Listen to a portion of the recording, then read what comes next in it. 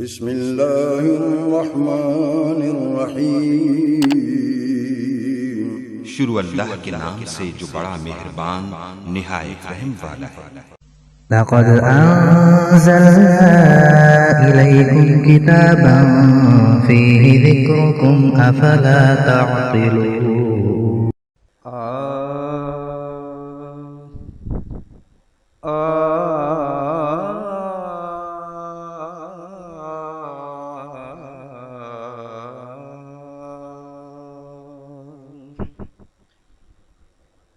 سامنے ہو اگر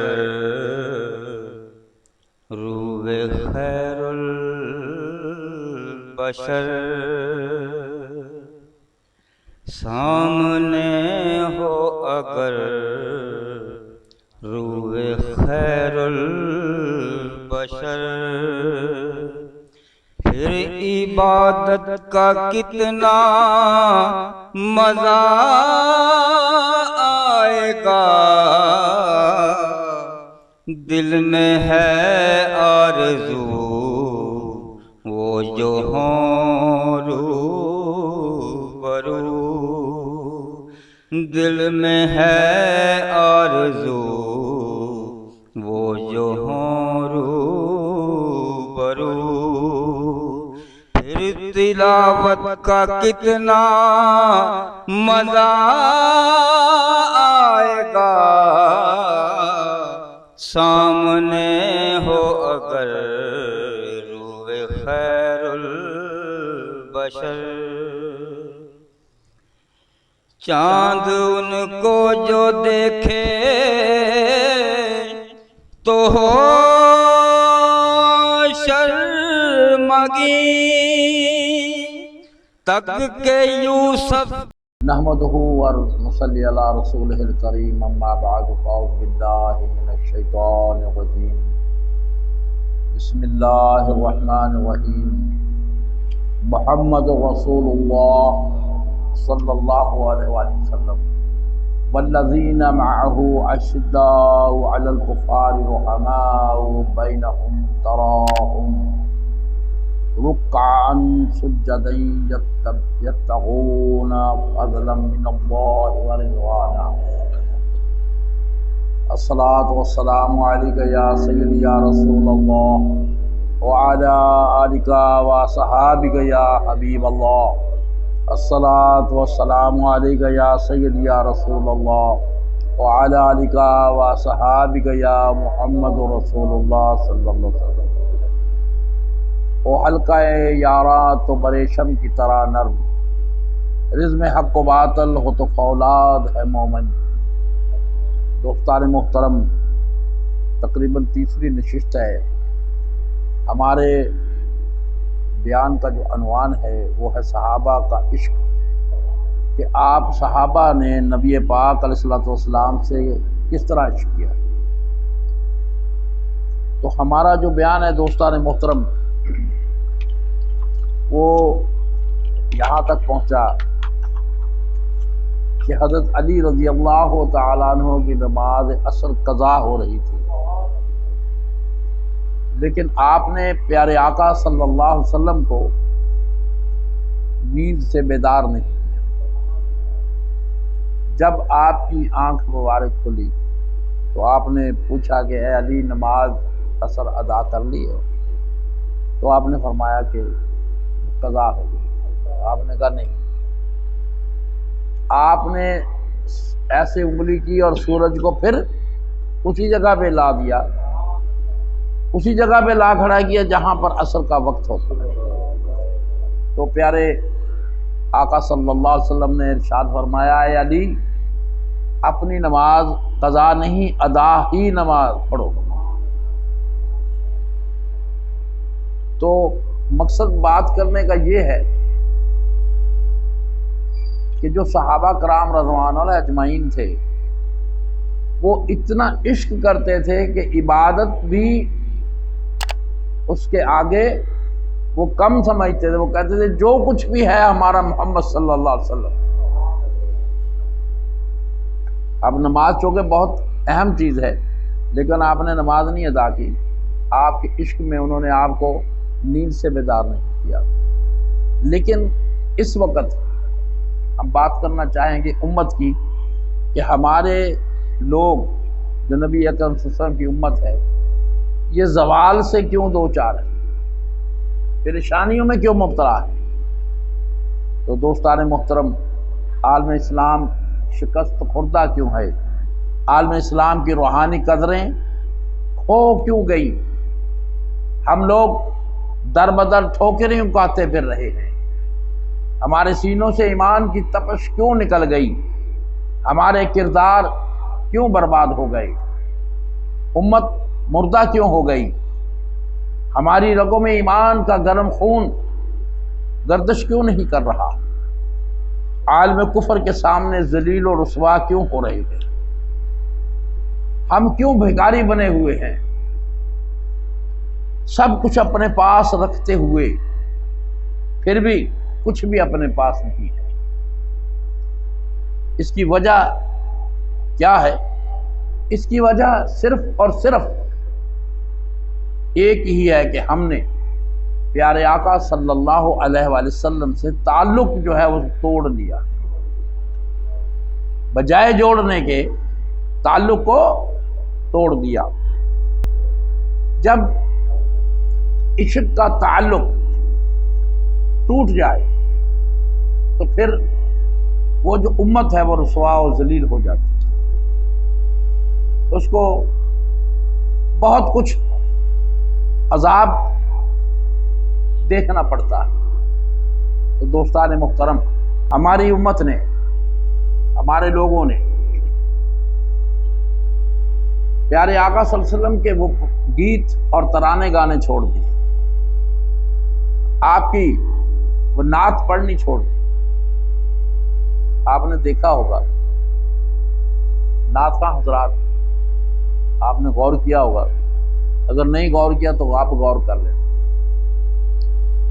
میرا اپنا ایمان ہے کہ اگر نعت دل سے پڑھی جائے، آپ یقین کرو وہ بندہ ولی بن جائے۔ لیکن نعت خواں جب نعت پڑھتا ہے تو اس کا آنکھ جو ہے وہ پیسے کی طرف ہوتی ہے، اس کو اتنا پتہ ہوتا ہے کہ اتنے پیسے آ چکے ہیں، اس کا دل، اس کا دماغ پیسے کی طرف ہوتا ہے، اس کی آنکھ بھی پیسے کی طرف ہوتی ہے۔ لوگ مجھے بہت برا کہتے ہیں جب میں ایسی بات کرتا ہوں، وہ کہتے ہیں یار آپ لوگ ہمیں بدنام کرتے ہو، لیکن حق بات کہنی پڑتی ہے۔ اگر وہ دل سے نعت پڑھیں گے، میرا ایمان ہے کہ انشاءاللہ تعالی وہ ولی کامل بن سکتے ہیں، کیونکہ آپ عشق میں پڑھیں گے، آپ نبی پاک صلی اللہ علیہ وسلم کو سامنے رکھ کر وہ بات کریں گے۔ اسی طرح جب ہم درود و سلام پڑھتے ہیں، سلام پڑھتے ہیں، اگر آپ یہ سوچیں کہ یار میں زور زور سے سلام پڑھوں، اس کا کوئی فائدہ نہیں۔ میرے رب نے میرے آقا صلی اللہ علیہ وسلم کو ایسی سماعت عطا فرمائی ہے کہ آپ مدینہ پاک میں ہوں، جہاں مرضی ہوں، لیکن آپ کی آواز دل سے بھی وہاں پہنچے گی۔ یہ ہمارا ایمان کامل ہے۔ تو میرے دوستو، سلام پڑھتے وقت بے ادبی نہیں کرنی چاہیے۔ ہمارے لوگ زور زور سے سلام پڑھتے ہیں، پورا زور لگاتے ہیں۔ اگر آپ یہ سوچو آنکھ بند کر کے کہ یار میرے آقا صلی اللہ علیہ وسلم سن رہے ہیں اور وہ مجھے دیکھ رہے ہیں، انشاءاللہ غلطی نہیں ہوگی۔ تو اسی طرح اگر نعت اس طرح پڑھی جائے کہ پیارے آقا صلی اللہ علیہ وسلم میرے سامنے ہیں اور میں ان کی نعت گوئی کر رہا ہوں، اس کا مزہ ہی کچھ اور ہے، اس کا ایک لطف ہی آپ کو اور آئے گا۔ تو میرے دوستو، یہ جو ہم نے ترانے گانے چھوڑ دیے، اس لیے ہم زوال کی طرف جا رہے ہیں۔ پیارے آقا صلی اللہ علیہ وسلم سے جو عشق محبت رکھتا ہے بندہ، اور ہمہ وقت وہ ادب و احترام میں فنا رہتا ہے، اور تن من دھن نبی پاک صلی اللہ علیہ وسلم کی محبت اور نسبت میں قربان کر دیتا ہے، حتیٰ کہ پیارے آقا صلی اللہ علیہ وسلم کی نسبت کو دنیا و آخرت سے عزیز تر جانتا ہے، اس کی کیفیت ہی اور ہوتی ہے، اس آدمی کی کیفیت اور ہوتی ہے۔ اس کو آپ جب دیکھیں گے آپ کو خدا یاد آ جائے گا۔ جب آپ اس بندے کو دیکھیں گے جو اللہ اور اللہ کے محبوب کی یاد میں فنا رہتا ہے، اور آپ کو رب یاد آ جائے گا۔ آپ جب اس سے ملیں گے آپ کو سکون ملے گا، آپ کو تسکین ملے گی۔ تو دوستان محترم، اب یہاں پر حال یہ ہے، ہم بہت سے لوگ زور دیتے ہیں کہ سنت پر عمل کرو، سنت پر عمل کرو۔ سنت پر تو عمل کرنا صحیح ہے، لیکن سنت والے سے عشق کرنا بھی ضروری ہے۔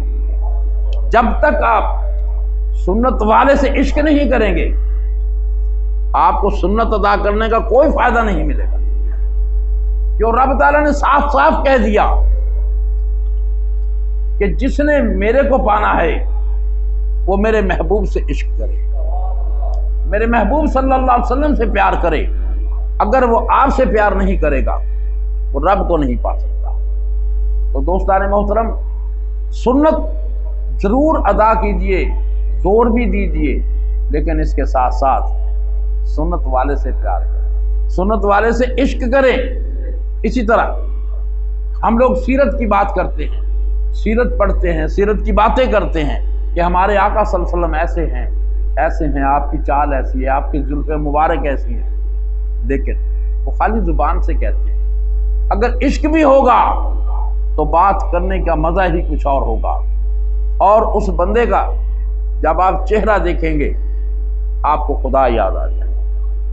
تو خالی سیرت کی باتیں مت کرو، سیرت والے سے ایک تعلق پیدا کرو، سیرت والے سے عشق پیدا کرو۔ انشاءاللہ تعالی اللہ تبارک و تعالی آپ کو دین کی خیرات ضرور عطا فرمائے گا۔ ہمارے حضور پاک صلی اللہ علیہ وسلم کی ذات کریمہ سے تعلق اور ناطہ ہم لوگوں نے ایسا توڑ لیا ہے، جیسا کہ ایک مثال دیتا ہوں۔ پتنگ چڑھاتے ہیں نا لوگ، پتنگ چڑھا رہے ہوتے ہیں، پتنگ چڑھ جاتی ہے، اگر اس کی ڈور کو کاٹ دیا جائے، ڈور ٹوٹ جائے تو پتنگ آہستہ آہستہ ڈولتی ڈولتی زمین پر آ گرتی ہے۔ اسی طرح دوستو یہ بھی ایک ڈور ہے، یہ جو تعلق ہے یہ ڈور ہے، اگر یہ تعلق توڑ دیں گے تو سمجھو ڈور ٹوٹ گئی۔ جب ڈور ٹوٹ جائے گی تو ہمارا حشر وہی ہوگا جو پتنگ کا ہوتا ہے، جیسے وہ گر جاتی ہے اسی طرح ہم اور ہمارا ایمان گر جائے گا۔ ہمارا ایمان اس وقت تک کامل نہیں ہو سکتا جب تک پیارے آقا صلی اللہ علیہ وسلم سے سچا عشق نہیں کر لیتے، سچی محبت نہیں کر لیتے۔ اور محبت ایسے نہیں ہوتی، لفظوں سے محبت نہیں ہوتی، جیسے میں نے پہلے آپ سے عرض کیا۔ مثال کے طور پر میں کہتا ہوں جی میں بڑی محبت کرتا ہوں، یہ کوئی فائدہ نہیں۔ محبت وہ ہے کہ جیسے پیارے آقا صلی اللہ علیہ وسلم نے فرما دیا اس کے اوپر عمل کرنا محبت ہے، اس کو محبت کہتے ہیں۔ آپ نے ہزاروں واقعات سنے ہوں گے صحابہ کرام رضوان اللہ اجمعین کے۔ آج کے دور میں اگر کسی کو کہا جائے کہ بھی آپ نے یہ کام کرنا ہے، آپ نے جنگ پہ جانا ہے، تو 50 دفعہ سوچے گا، لیکن جو صحابہ کرام رضوان اللہ اجمعین تھے انہوں نے سوچا نہیں، کر کے دکھایا۔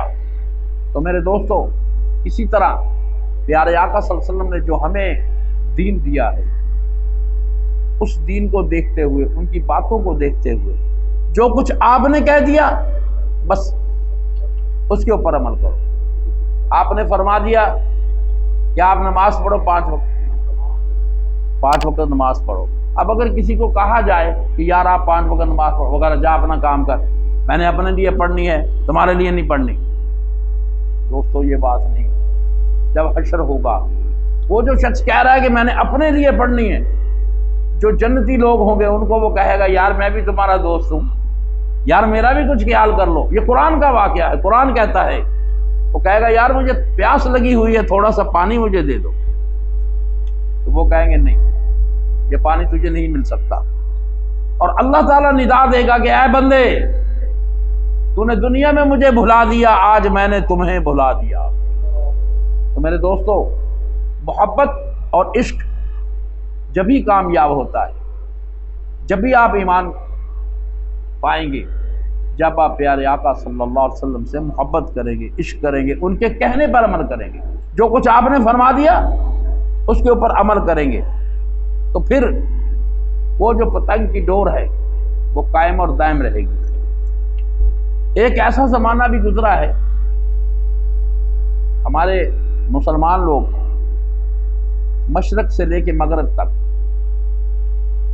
ہمارے پاس اتنی ٹیکنالوجی تھی کہ ہمیں دنیا کا سب سے بڑا امام سمجھا جاتا تھا، فلاسفر، سائنسدان، جو کچھ بھی تھا وہ ہم لوگوں کے پاس تھا، ہمیں پیشوا سمجھا جاتا تھا، فلسفہ اور ثقافت کی پیشوائی ہماری امت کے پاس تھی، ہر طرف غلبہ تھا، ترقی یافتہ لوگ تھے۔